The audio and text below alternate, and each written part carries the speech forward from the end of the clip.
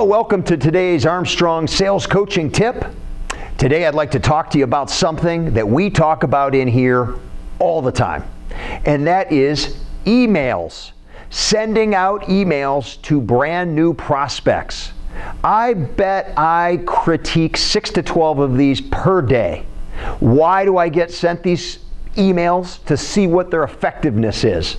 The people want to know, will this work? Will that work? Do you think I'll get a response using this? You know, some of these emails group are really well written, okay? The challenge is they don't work. All I care about is getting it to be effective. What is effective? Getting a response. So what I'd like to talk to you a little bit about today is email effectiveness. Now, we could talk about 100 different things to make them better, but let's just cover 2 or 3 of these if we have time to do that, okay? In fact, let's start at the ending instead of the beginning. You know, I get a lot of emails these days, still to this day, where people at the end of an email will say, "Let me know." Or they'll say, "Let me know if you have any questions." So first of all, let me know doesn't work. Try it in your personal life group. Let me know if you want to go. It doesn't work. People don't feel compelled to want to get back to you. And let me tell you something else. Every salesperson in America uses that. So now you sound like a salesperson. Is that what you want? The other one, let me know if you have any questions. Let me tell you something. I think you'll agree that there probably has never been an email sent to somebody where they said them to themselves that didn't have that on there. Oh no, they didn't say it was okay to ask questions. What am I going to do? Everybody knows they can ask questions. It's rhetorical and it's overused, and you sound like a salesperson. Instead, try this on for size as an example. Always end an email, if you want them to act, with a question. It could be any question. It could be, do I owe you anything else? Or what else do I owe you? It could even be, what is the next step? Or what happens next? When you end on a question, all by itself, by the way, not buried somewhere in the email, end on a question by itself, the effectiveness immediately goes up. Try it and let us know how it works. Let's talk about subject lines.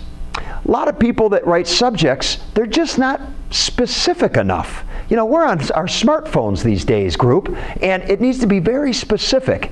But not only that, make it about what is good for them, not you. In other words, I would never send an email to someone that's considering my training and say, sales training.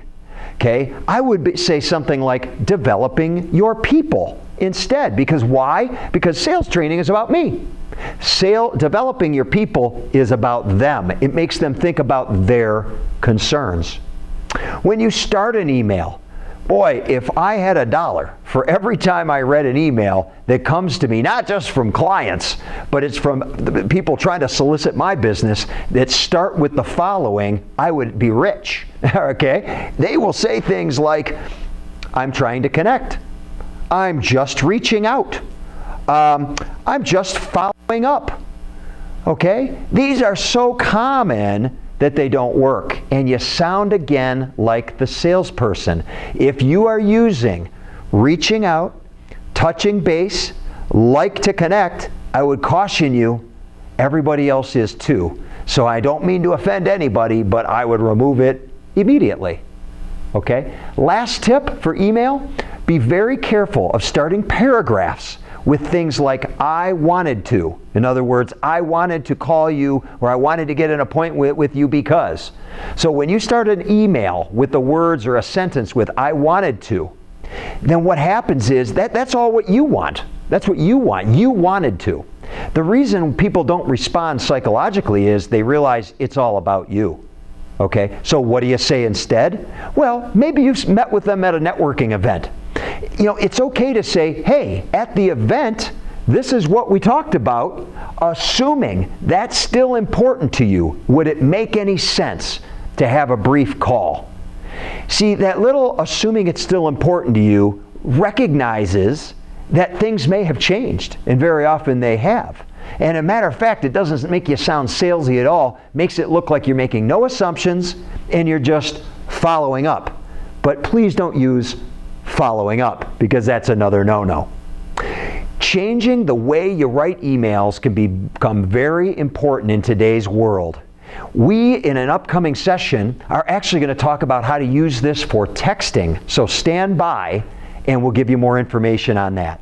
We hope you've enjoyed today's Armstrong Sales Coaching Tip. Try to use some of these activities. Let us know how it's working. Thank you.